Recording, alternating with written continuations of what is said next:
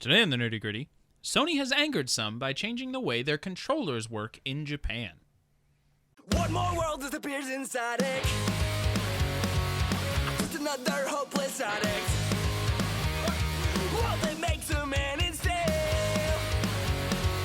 If the drums don't get you, the guitars will.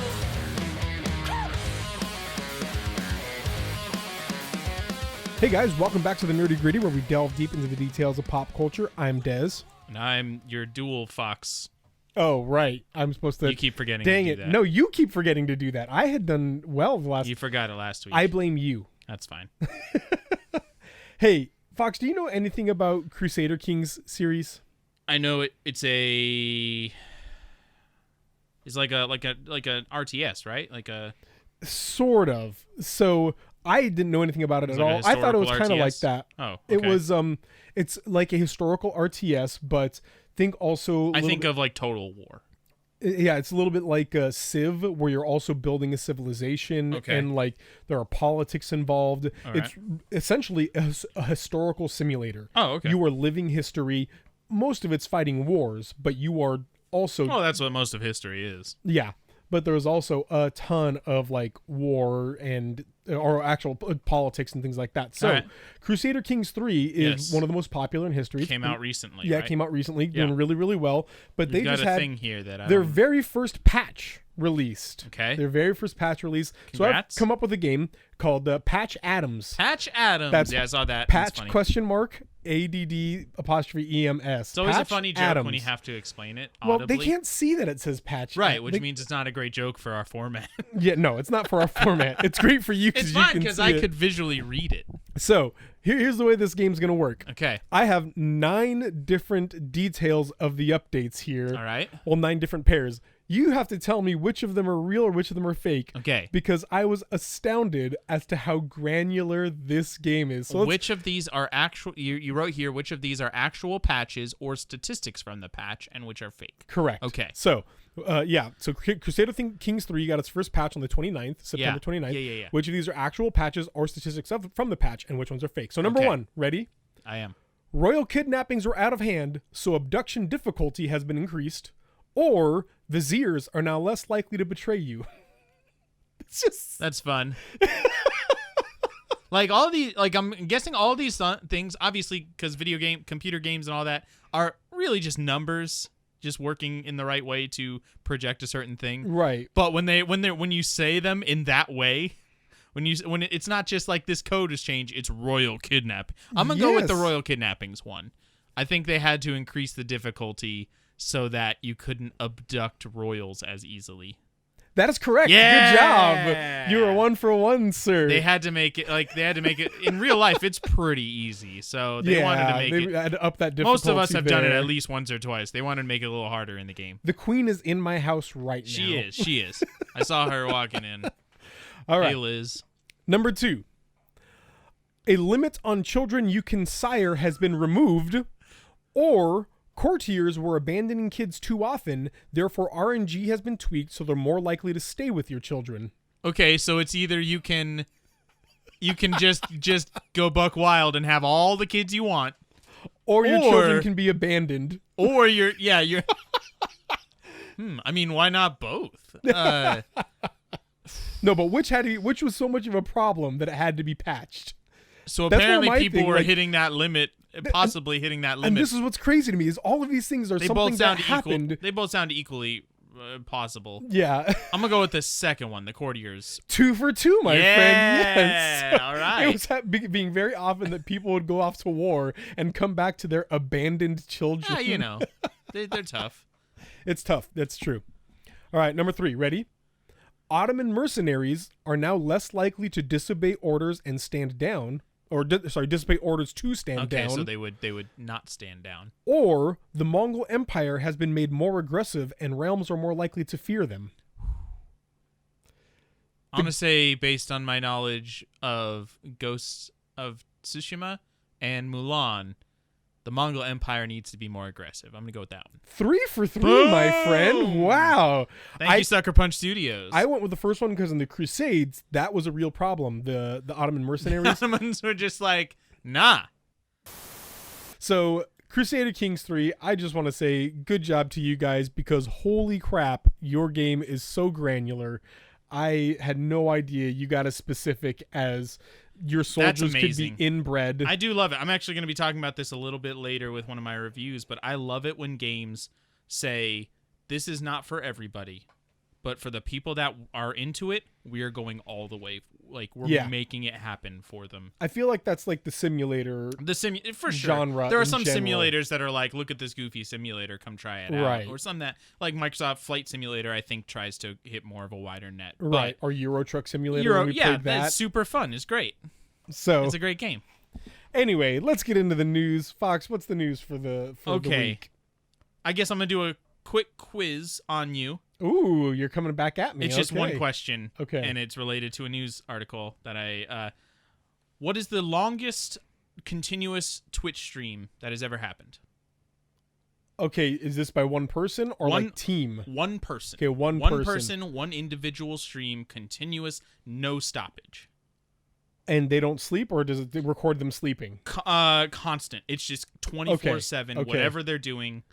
I'm going to go with 48 hours. You're a little off. Okay. It's actually 1,319 hours, 23 minutes, and 55 seconds. Okay. Oh, wait, hold on. 57 seconds. Oh, wait, hold on. It's actually 13:19 and 24 minutes. So it's still currently going right happening. now. GP Hustler, a streamer who... I think it started off as like, we're going to go for 100 hours or we're going to beat the record. And then he's just like, no, we'll just keep going. And now he literally has been streaming for 1,300 hours, which is 50 days-ish? Over 50, 60-ish days? Here's my question, though. Like, is it he's doing this from his phone? Well... He switches. Okay. Or something. Like, basically, there are times when he's playing games. I think he takes his phone with him when he goes running errands. I don't know exactly. When he needs to poop. Oh, he'll just leave the stream. Okay. It'll just be continued. So it's just his camera's on this whole constantly, time, essentially. The vast majority of the time, though, unless it's something private like that, it is actively showing what he's doing. It's not just video game streams. It's him watching right now. We're literally watching it. It's him watching a football game. But he's doing it with the people on his stream. You know how we like cars so much? I'm a big car head. And we talk about gears and engines and nuts and bolts. Capacitors, flux capacitors. I love the steering wheels and the regular wheels too. GMC is coming out with an all-electric Hummer. It's pretty cool. Interesting. Okay. First car with software built using Epic's Unreal Engine. They're using Unreal Engine to program their electric Hummer. Yes. And what a 2020 headline right there. So GMC's all-electric Hummer will be the first car with software built using Epic's Unreal Engine. Unreal Engine will also be used for the interface. Okay. Epic has started going into HMI, human machine interface. Oh no. And Epic is going to result in the singularity. They are Skynet. Epic will become Skynet. Tim Sweeney just wanted to make a lot of money with Fortnite. Then he's going to cause the downfall. Then he's going to cause Judgment Day and 4 billion people are going to die. Fortnite's going to end up being a real thing, but for the entertainment but for of real our life. robot overlords. Yeah. They will AI will be watching us do actual battle royale. Exactly. For their enjoyment. Running Man style. That's how it'll go. Man. It's inevitable at this point. Well, Fox, what have you been up to, man? I've watched a few movies. It's been 2 weeks. We took a week off. Let's address that real quick. We felt like it. Yeah, that's really all it was. I was out We didn't of town, have a lot to talk and then about. Fox went out of town. Yeah. And anyway. Yeah. So it's been a couple weeks. I have a few movies and a few games I've played. I watched A Knight's Tale. It's the first time I've ever watched it. Yeah. Heath Ledger. I was underwhelmed. Yeah. I thought it was fine. Yeah, exactly. There was some funny moments. I don't think it was a really laugh out loud kind of movie most of the time. I felt like some of the more interesting things were like how there were some anachronisms, like them playing We Will Rock You at the beginning. And you're like, oh, this is actually supposed to be diegetic in the movie. They are singing. It's weird. It's weird, but also I'm fine with that. But it only happens like twice where they make like references to modern day things. And so it just feels like a misplaced joke sometimes rather than like an actual type of comedy they're going for. Right. I watched Halloweentown with my kids last night. That's a Disney Channel movie, A right? Disney Channel classic. Like an original. I know that a lot of people, like, their childhood and their love of Halloween is defined on Halloweentown. Halloweentown, or yeah. And they really, really love it. It was bad, y'all. It was so bad. Like, let me be fair. My kids loved it. Sure. They had a great time with it. And I could see where if you were a kid who has a penchant for dark, spooky things, it's nice to see yourself represented in a main character. The main character just loves dark, spooky things, and then she finds out she's actually a witch, and it's really cool or whatever. But just on the very base of how movies should be made, it was so bad. Yeah. Like, they're just ham-handed dialogue, and like there's the MacGuffin, and at one point there's the bad guy and then the grandma witch and bad guy's servant, and bad guy's servant meets grandma witch and says, "Ha, you don't even know what's coming." And she says, "I'm not afraid of anything, take me to your master now." And he says, "Okay." And then the next scene is her confronting the main villain all of a sudden. Well, that was easy. And the main villain says, "Give me the MacGuffin." "No." "Give it to me." "No." "Give me the MacGuffin." "No." And this is like a 10-minute dialogue between the two of them where he's talking about sounds real fun. how he will destroy the world, so give it to him. And she's like, "No." I also watched The Florida Project. Ooh, what is that? Have you seen this? Oh, it's a movie. Okay. It is basically a slice of life kind of movie. The plot's not really a plot. It's just kind of here's what's going on. Set at a crummy motel right outside of Disney World. And it's not a documentary or anything. It's a fictional movie, but it's set at a real world motel. Interesting fact: the motel was running while they were filming, so some of like the people you see in the background are actual guests. Here's the thing: they're not really guests. It's the kind of it's a a crummy motel where people live, like where monthly. Yes, but they're not supposed to. Yeah. It's that kind of place. It actually kind of reveals that. It was really, really interesting. Everybody in the movie was either first time or very unknown actor, except for Green Goblin. Oh, Willem Dafoe, and he was great in it as usual. He is great. We are bus drivers, and we have in our district we have routes that go to motels. And we pick up students who either temporarily or more permanently live in motels. And what I appreciate about this movie is that it kind of illuminated a little bit more about what modern day poverty can look like. I've been watching some shows. First of all, we hit Community season 5, and it is not as good. Yeah. Like, definitely drop in quality. A big drop in quality, and it's unfortunate. It's still fun. We're still watching it. We enjoy it. Particular episodes that are fun. Right. But first of all, the character of Jeff clearly had plastic surgery in between seasons. Oh, my wife and I both were like, "Whoa, he looks different." I didn't even realize. And for both of us, it was like, I don't like looking at him anymore. Like, it's just Take weird. That. Yeah. Take that. But then second of all, he hasn't left yet, but we now know that we're losing Troy. That doesn't happen until the 5th season? Yeah, doesn't happen until the 5th season. I guess some of the later seasons are shorter, aren't they? Yes. Yeah, okay. So that feel okay. That's anyway, yes, you know that he's going to leave. Yeah, okay. His last episode is the very next episode we're about to watch. So pretty disappointed in that. He and Abed were my favorite characters. He's part of the heart of the show. Yeah, absolutely. Glad to see Pierce gone though. Yeah. Glad then there was like, Pierce is dead, and I was like, all right, cool. This show got better now. Yeah. Did you finish The Boys? No, you haven't watched it. Okay, we'll talk about it next week. Today was the last episode of the season. Oh yeah. So I have not watched that. Okay, yeah. I did, but we'll talk about it together next week. Yeah. Then I'll talk about. I've got 2 games I want to talk about. First is Disgaea 5.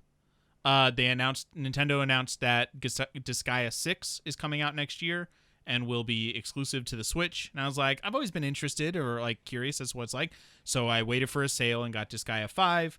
And like I was saying before, It reminds me, not in the gameplay of or anything, but you know how Monster Hunter is, we do this one thing, but we do it really well, and it's really satisfying to do this one thing. That loop of just creating equipment, going out, hunting the monster, coming back, creating better equipment, fighting another monster. Like, one thing, do it really well. That's what Disgaea is to me.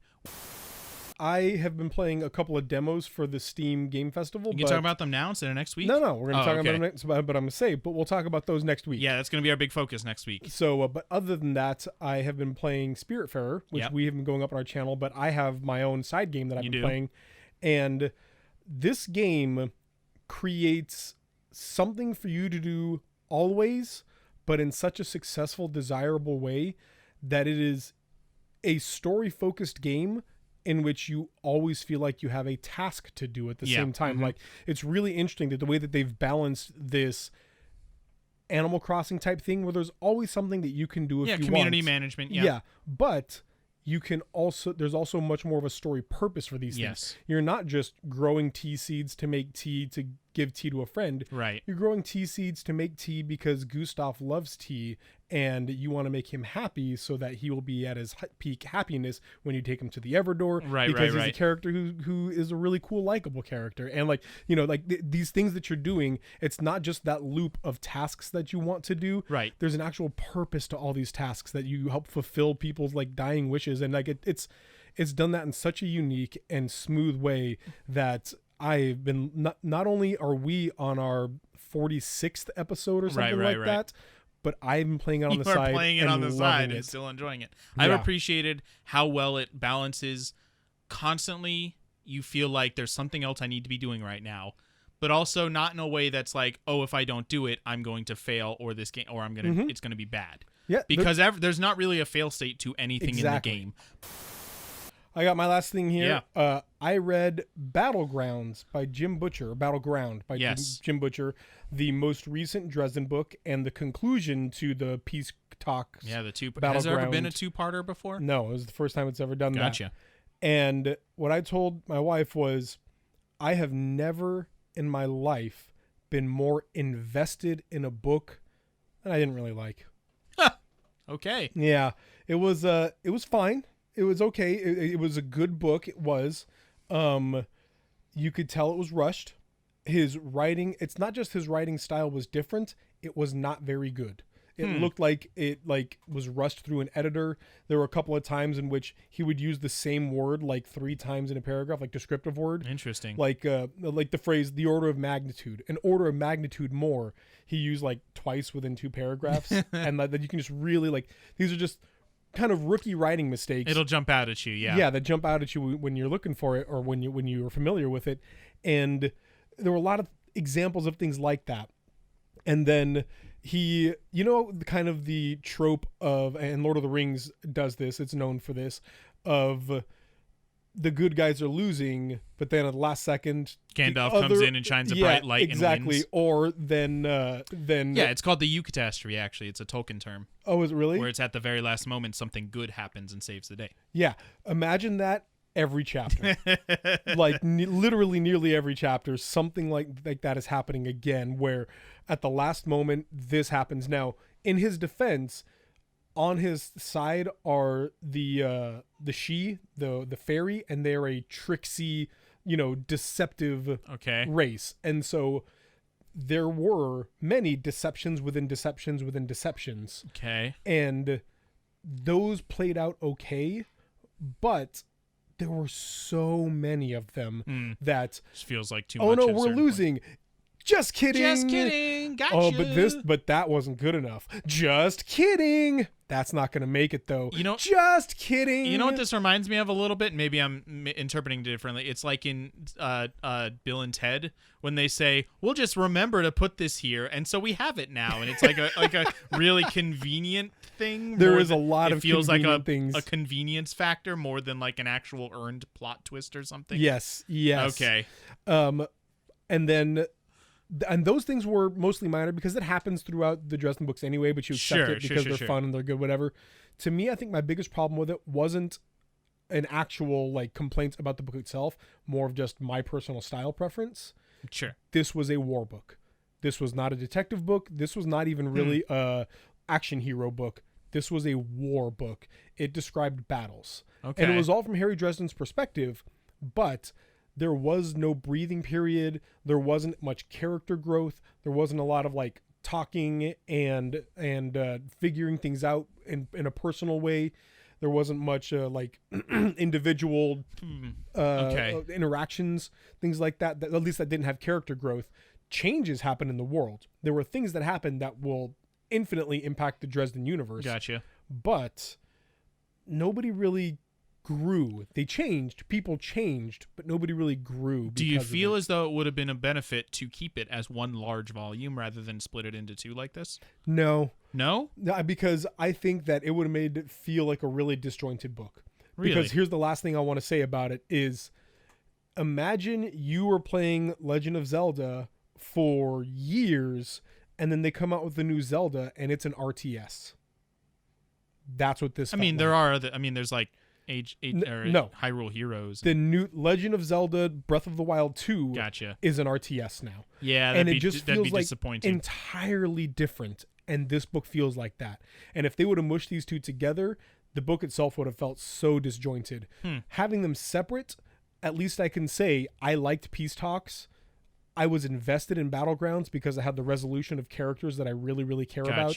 And things happen to characters that I really, really care about.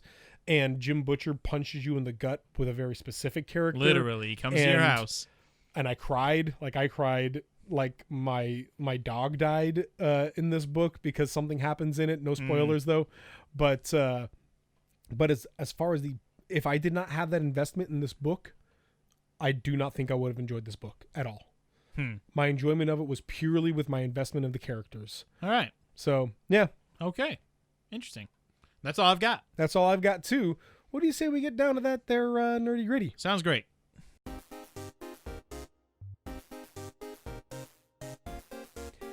Hey, before we do that, we want to let you guys know that if you're hearing this, that means that you're listening to an edited down version of the nerdy gritty. We have that first chunk cut down into a little bit more palatable listening time, about 15 minutes-ish of just quick conversations, when in reality we have a much longer, I'm looking at our time frame here, we're at 50 minutes of conversation right now. Yep. And so if you are somebody who enjoys hearing us banter, talking about the things we've been up to, news, things like that, then we suggest that you go over to patreon.com/DazandFox and become one of our patrons. At the second tier, you get the director's cut of Nerdy Gritty, which is 20 to 30 minutes longer every single time. Now, to be clear, we never edit the second half of our podcast, the actual Nerdy Gritty, in which we talk about our main daily topic. That is always in full force there for you to listen to. But if you really enjoy listening to that first part, or if you just want to support us in what we're doing, patreon.com/DazandFox. We would really appreciate your support. And if that's not something you can do, then when you tell your friends, or when you talk to people about it, or when you share our podcast, that helps us a ton. And we'd really appreciate if you guys could do that too, if financial is something that you can't really do. Thanks again, guys, and let's actually get down to that there nerdy gritty.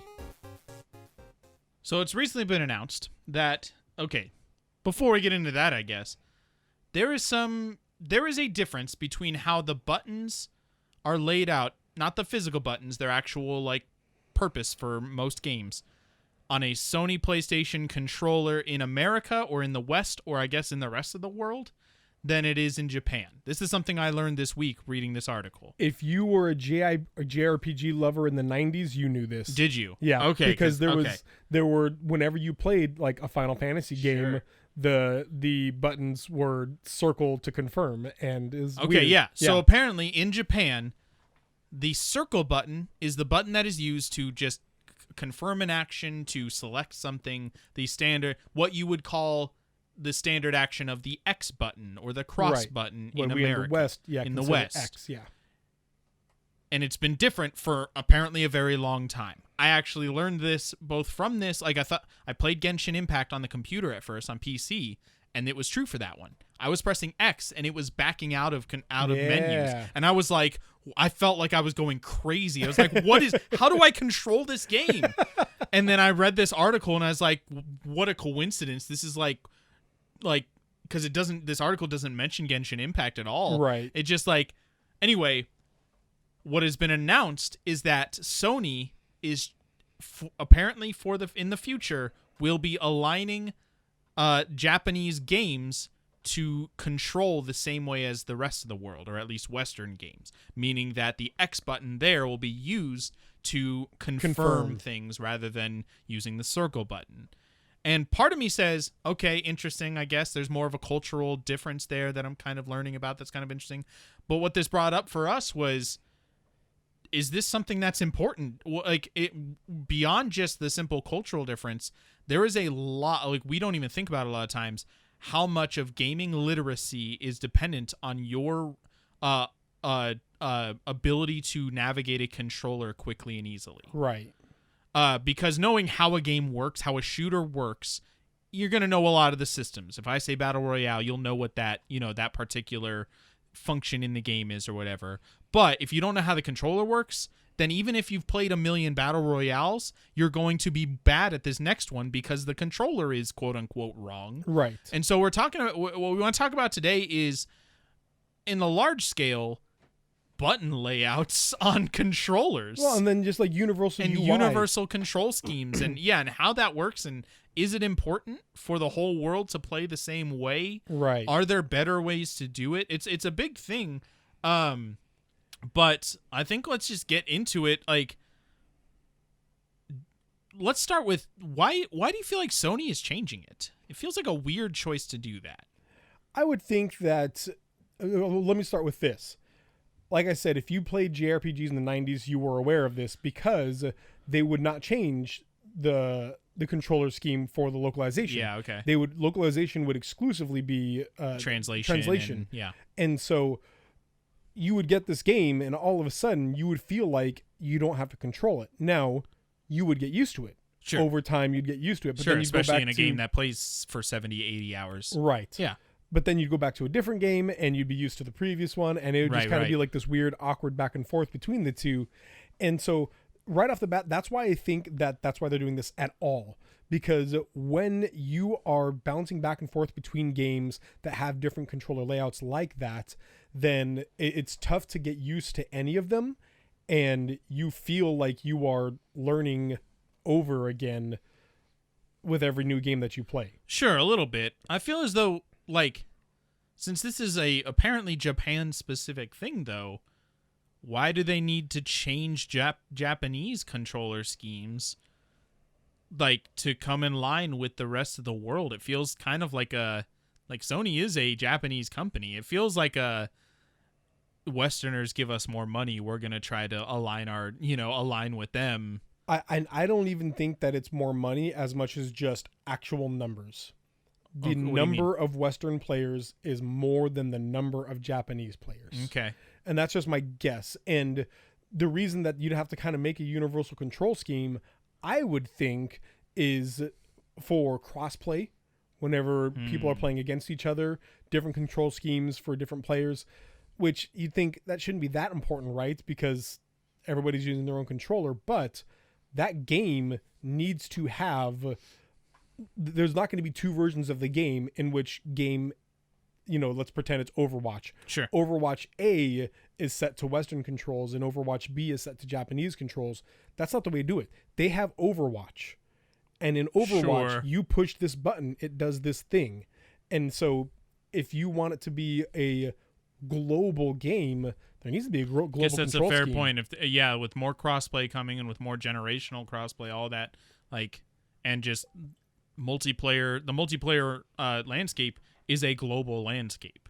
You don't really even have, on PC you do for some games, but when you're playing, on, Overwatch, I guess we can use as an example still. Which Overwatch is a terrible example for this, by the way, because it's PC and you can set all your own keys and whatnot. Overwatch is on consoles. I guess that's true, yeah. Yeah, it's even on Switch. It's, you don't even really have servers anymore, as far as I know. You're not like logging into your US server. When you go on, you're just playing with people playing the game. And so, yeah, you're going to want some consistency as far as how people interact with the game and what buttons are used. I would wonder if there is some kind of small advantage to one or the other, or... And that would be my thought. You know that for Twitch gamers and things, and not on the not the platform, not Twitch, streaming platform, but like Twitch. The phrase Twitch controls, gamers, meaning that they want like incredibly precise controls. Yeah.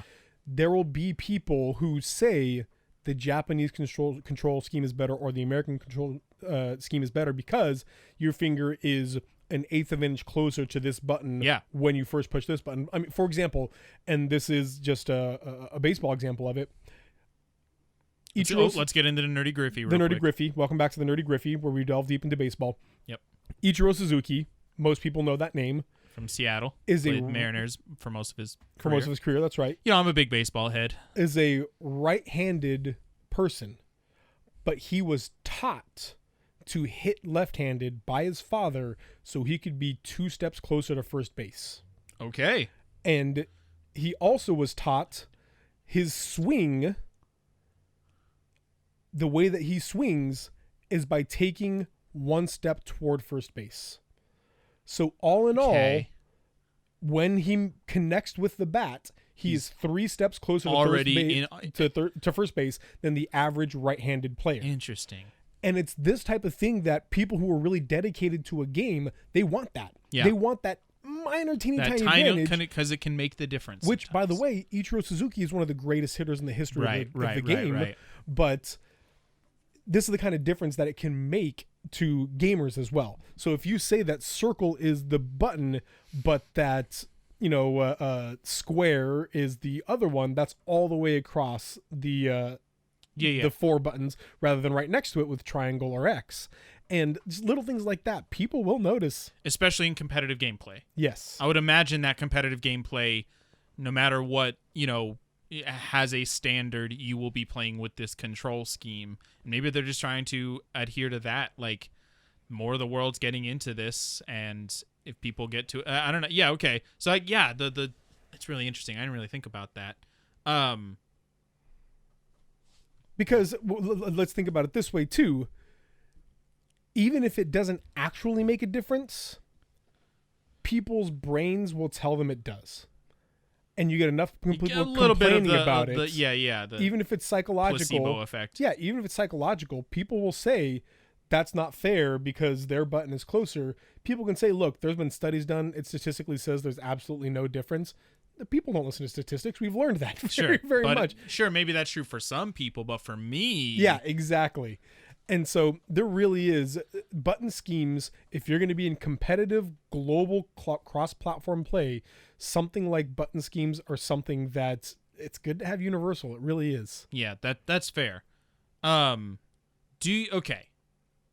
I say let's get into the possibility of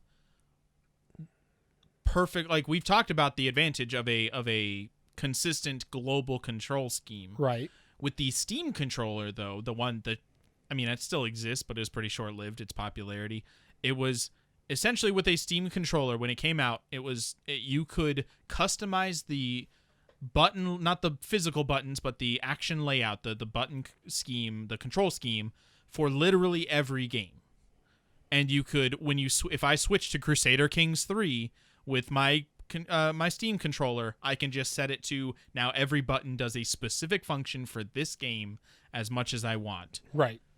What would be, to me, as far as I think accessibility goes, since obviously becoming more and more of a priority for a lot of game companies, admirably, I feel like that might be the better way to go.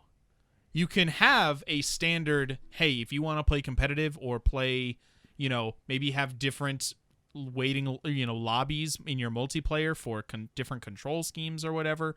But to me, it feels like a much better choice as far as player interactability and player just options to say, okay, yeah, you can customize your controller to the nth degree as much as you want. Why would we not want that? So I will use the original controller for my example here, the keyboard. So you could tell somebody, I'm giving you a keyboard, a blank keyboard, and a bunch of keys, and you can snap those keys on in any layout you want on that keyboard. Or we can say this is the universal standard of how keyboards work, and everybody's going to learn how to use it exactly this way. And then I can just ship you a keyboard, and theoretically, you should already know how to use it as is. Sure. And I think that's kind of the idea here of saying, if there is a global standard in video game controllers, and if we can learn how to do this, then devs, they don't have to program that extra part in. They don't have to program in the ability to change key inputs, or whether this is software devs or even hardware devs. Let's say it's the PlayStation, and they're saying now you can customize your inputs for all PlayStation games.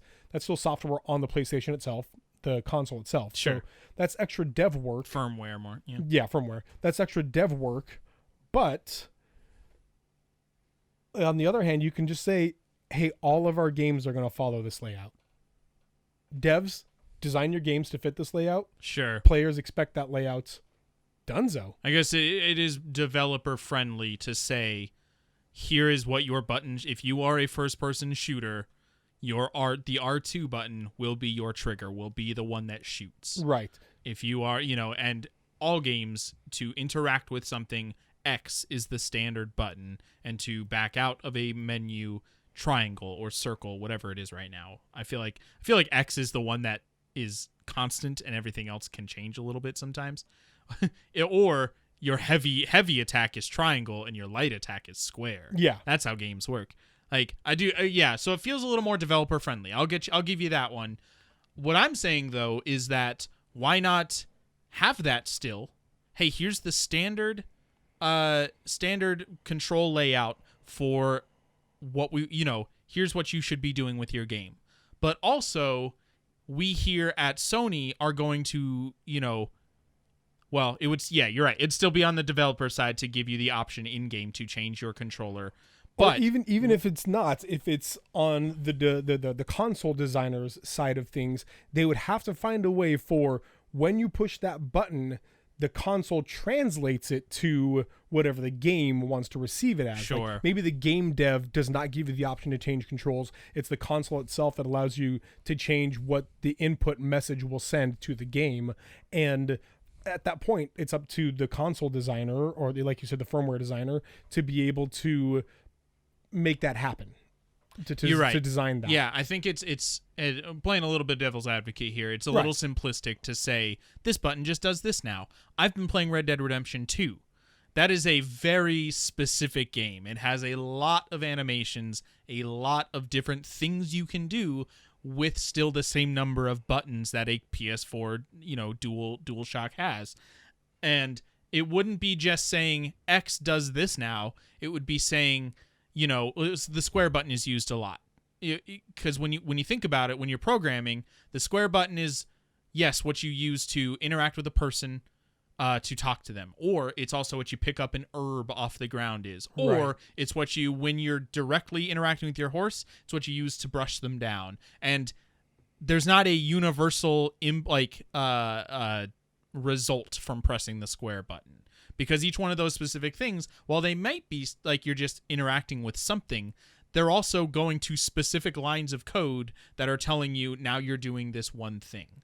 And so the PC is a whole different crowd, and they have the history of the PC. You have more buttons, you have more flexibility with all of that. Right. And PC has always been more modular in general and more specific. But it would be very difficult to, I would imagine, to be able to say, the square button does this now. And you say, okay, yeah, it's how you pick up an herb off the ground. But do you still use the square button to brush down your horse? Do you still use the square button to pick an item up off a table? Do you still use the square button to open a cabinet? Do you still use the square button? Because those are all, while similar, I guess, in interaction with an object in the game, they are still different things that you are doing, triggering different animations, and then triggering new options for what you can then interact with. And it would be pretty complicated. I think it would be a cool thing to do.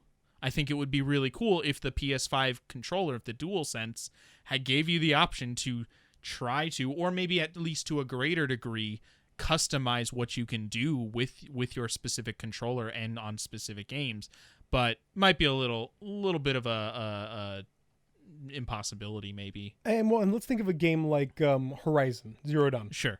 And the QA that it would take to say, okay, when you hold down one button, it opens your menu, and then you select this thing, but you also are moving with that joystick, and you want to be able to hit X to select that you want to build that thing. Like, you are doing 6 different actions at once in an action game like this.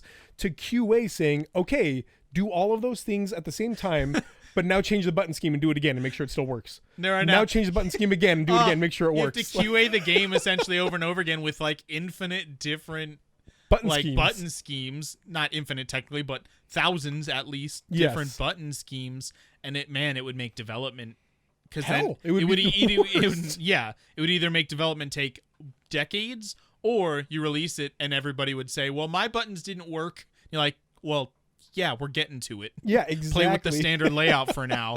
Yeah, dang, I didn't even think about QA. That would be very difficult to do. Yeah. Well, and then there's the problem of, it's minor things like this that we gamers really take for granted. But it might have been Red Dead, but there was somebody who was talking about, if you are a certain distance from your horse and you push a button, you will mount the horse. But if you are too far away and you push that button, then you attack. And the attack button and the mount button are the same button. And it might have been an Assassin's Creed game too. I can't remember, but whatever it was. Maybe that. I know in Ghost of Tsushima, the typical mount button in games is triangle. Horse riding is a fairly standard thing in a lot of games. Right. And you usually use triangle to get on your horse. In Ghost of Tsushima, it's not that, and triangle is heavy attack. And so there were multiple times through my playthrough where I just ended up chopping my horse in half. I was just straight up murdering them. Not literally killing him, but like just giving him a huge old We're chop. having horse meat tonight, kids. I got another horse for us to eat. Again? Yeah, they changed the buttons on me. They changed the buttons. But little things like that where I was listening to a podcast and somebody was saying that they had just talked to a person and they meant to mount their horse, but horses have their own animations, and their horse took 2 steps forward just as it went to mount, and instead he attacked this person. And then they now had to, the whole city was like, oh, this guy's attacking me. It sounds like a Red Dead thing. Else. Yeah, that's happened a few times to me, where it's just like through bad luck, a certain thing happened, and now the whole world is trying to kill me. Exactly. A chicken ran in front of me, and I ran over it, and now I'm wanted dead or alive. And so it's little things like that button schemes play such a huge role in our interface with these games, and the ability to change it willy-nilly, it changes a lot. It really, really does. It's not as easy as you might think. Sure. And at the end of the day, I mean, we want to say that there's 2 options. One, universal scheme doesn't change for anybody. You can change sensitivity and stuff, but the actions are the same. Or, Steam controller style ultimate customizability. Every button can do anything at any time, including sensitivity. The Steam controller was impressive. Yeah. For what it attempted to do. In reality, the better of those 2 options for the player is standard universal control. Yeah. Because I understand there is some cultural impact. It's not just that this is what we're used to. In fact, let's see, in Japan, the circle, or maru, I'm reading a Kotaku article here, means okay or correct. However, the X symbol means no good or wrong. In Japanese, the X button is called the batsu botan, which Sony translates as the cross button, meaning it's not technically an X, it's a cross. And so, yet outside of Japan, X can mean X marks the spot. Yeah. But it's a cross, and there's some cultural stuff there that's beyond just what we're used to. At the end of the day, though, it's going to be an inconvenience, and then people get used to it. Right. like I said before, I played games that had that layout. And it took some time to get used to, but then I got used to it. Sure. And I think in general, having a universal layout will cause a small inconvenience to players for a little while, and then create an overall betterment for devs and players alike. Especially new players. Yes. My wife. There's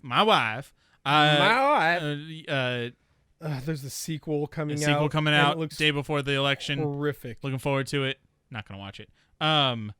She was really interested in playing Horizon Zero Dawn, and it's obviously a very good game. She put in a valiant effort. It's one of the games that she's most gotten into. Was Stardew Valley. It's a little less demanding on your reflexes or Slightly. But she was super interested in playing Horizon. She really did put some time into it. But at the end of the day, what's easy for her, and I can't be general, what's easy for her to comprehend is what the game is telling her to do. Yeah. Go to this person, talk to them, go to this thing, fight this thing. But that's not the hurdle to get over. The controller is the hurdle to get over. Yeah. And she can learn a controller scheme, and she eventually got better at it. And if that were to change in different games, she would have then another hurdle to overcome. Right. The game itself is not really like what it's telling you to do, and the tutorial can help, but still just gaming literacy is generally not really about what the game is telling you to do. It's really about controls first and foremost. The gameplay is fine, but is part of it. But the controls are really we are very literate gamers because we've been playing since we could play video games. She has not, and it's not going to be helped if there is a different control scheme, even in similar types of games. So, yeah, a universal control scheme is probably a good idea. Yeah, video games are the most money-making media on the planet. Yes. And if we want to keep stuff like that going, it's good to make sure it's easy to pick up for anybody. It's not taboo anymore or strange anymore. It's common and average. Yeah. And if we want to bring more people in, make it easy to get in. Yeah, 100%. Well, guys, thank you so much for listening. Thank you for your support. Let us know what you think about. It seems so weird, like we're talking about what buttons on the controller, but it was a good conversation. Well, yeah, a lot of good stuff to go into something that we don't think about a lot because Yeah. we're used to it, but it actually is huge in how we play video games. So let us know what you think about the controller change. Let us know what you think about universal UI and just how that works around the world. We appreciate your support. I want to say a huge thank you to Granger for the use of our theme song, All My Friends Have Wi-Fi, and some of my neighbors do too, off of the album Dear Sam. Go check out Granger stuff. They're really good. You should go check out our YouTube channel. Yeah. Got a lot of stuff on there. We've got our playthrough of Spiritfarer Which right is going now. up twice a week right now. Yeah, twice a day. Twice a day, sorry. We missed like a week and a half, 2 weeks of it because we had some lost footage or whatever else. But and to make up for that, we got 1 week of twice a days. Twice a day, as well as my playthrough of Ghost of Tsushima just ended as you're listening to this or as this is uploaded. Now my start of the Assassin's Creed, the new phase of Assassin's Creed Origins and then Odyssey had just started, as well as I'm going back and retrying No Man's Sky after a lot of updates. It's a very different game, and so once a week on Fridays, my exploration of the universe has begun again. I've also made my playthrough of Evan's Remains, a delightful little indie. It's really a visual novel, but it has some puzzle elements to it, a really good, fun puzzle interface to it. And but I'm making those public. It's been on our Patreon for a while, but making those public once a day right now. So yeah, we've got a lot of extra stuff available on our Patreon for early access. Yeah, a lot right now. A lot. If you want to check out our Patreon, yeah, a lot of content there. Thank you again for watching, guys, and always remember for listening, and always remember if you're watching, that's fine. Get your camera out of my house. Save games, save lives. Bye. Bye. My voice is